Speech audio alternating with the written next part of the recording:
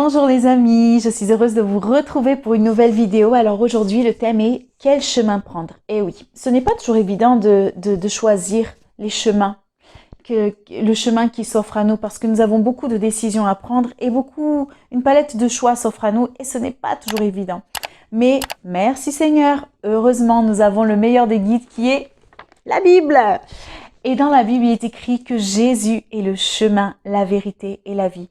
Alors, si tu ne sais pas quel chemin prendre, premièrement, va dans le chemin là où il y a Jésus, parce que lui-même est le chemin. Et deuxièmement, il est écrit dans la parole de Dieu, entre par la porte étroite, car large est le chemin, celui qui amène à la perdition. Large est la porte qui amène à la perdition. Qu'est-ce que ça veut dire? Ça veut dire que le chemin facile ne sera jamais celui de Dieu. Mais n'aie pas peur. N'aie pas peur parce que Dieu il a dit, dans le monde vous aurez des afflictions, vous aurez des problèmes, mais je serai avec vous car j'ai vaincu le monde. Alors ne choisis pas le chemin de la facilité, ne choisis pas le chemin du mensonge, le chemin du vol, le chemin de la tricherie, le chemin de la trahison. Et je parle par exemple pour les conjoints. Ne choisis pas d'aller voir ailleurs, de trahir ta femme, ton époux, de voir si l'herbe est plus verte ailleurs. Tu comprends ce que je veux dire? Ne choisis pas, mais assieds-toi avec ta femme, demande de l'aide si tu as besoin. Aimez Dieu au milieu, au centre de votre couple.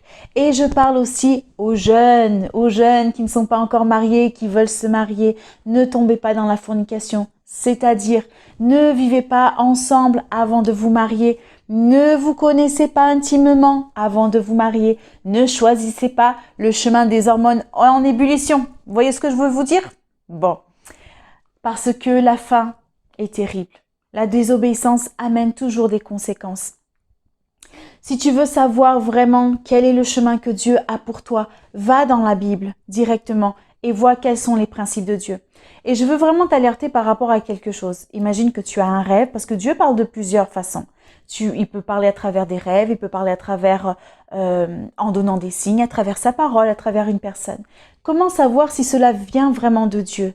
Il faut que tu voies, que tu médites si vraiment ce que tu as reçu vient de Dieu en lisant la parole. Si ce qu'on t'a dit, ce que tu as reçu, le rêve, les signes et tout ce qui s'ensuit sont contre les principes de Dieu, ce qui est écrit dans la parole de Dieu, alors alerte rouge. Car Dieu ne te demandera jamais de faire quelque chose qui soit contre les principes de Dieu.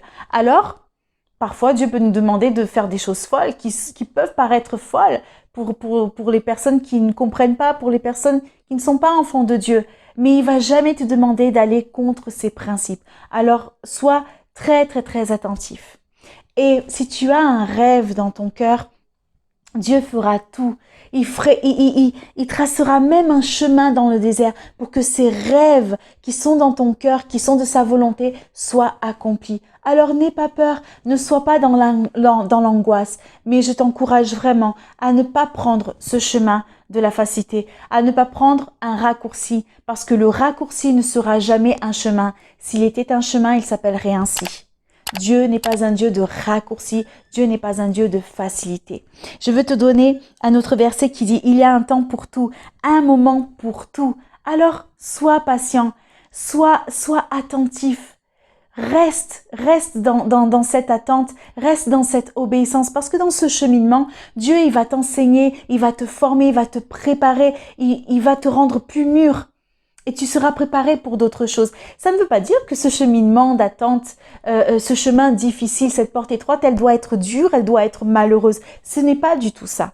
Mais dans cette porte étroite par laquelle tu dois rentrer, qui est celle de Dieu, Dieu va t'enseigner, Dieu va te préparer, Dieu va te former, Dieu va te faire grandir. Et c'est ça que tu dois vraiment suivre, ok? Quel est l'homme qui aime la vie, qui désire la prolonger pour jouir du bonheur? Éloigne-toi du mal et fais le bien, recherche et poursuis la paix. Tu veux vivre des jours heureux, soit dans l'obéissance, reste dans la sainteté. Reste dans la sainteté.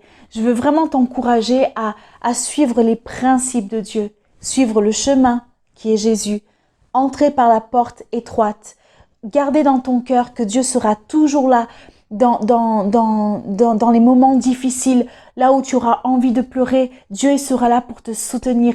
Et là où tu penses que c'est impossible, Dieu ouvrira un chemin dans le désert. Dieu ouvrira un chemin là où il n'y a rien. Alors vraiment, suis le chemin de Dieu. Suis le chemin où les principes de Dieu sont respectés et pas ceux qu'on pourrait te dire ou te conseiller qui seraient contraires à la parole de Dieu. Et autre chose que je veux te dire très rapidement, qui est aussi biblique, si tu vois ton frère, ta sœur, ton ami qui est en train de suivre un mauvais chemin, il est écrit dans la parole de Dieu que tu dois l'exhorter, mais exhorte-le avec amour. Et s'il ne t'écoute pas, reste en paix et prie pour lui. Mais si tu ressens vraiment dans ton cœur de lui parler, mon frère, ma sœur, je t'aime, et regarde, ce chemin n'est pas le chemin des principes de Dieu. Sois dans l'obéissance. S'il t'écoute, gloire à Dieu. S'il ne t'écoute pas, garde la paix dans ton cœur et laisse Dieu agir parce que Dieu fera toutes choses bonnes. Voilà, pour aujourd'hui c'est tout. Je vous embrasse très très fort et à très bientôt.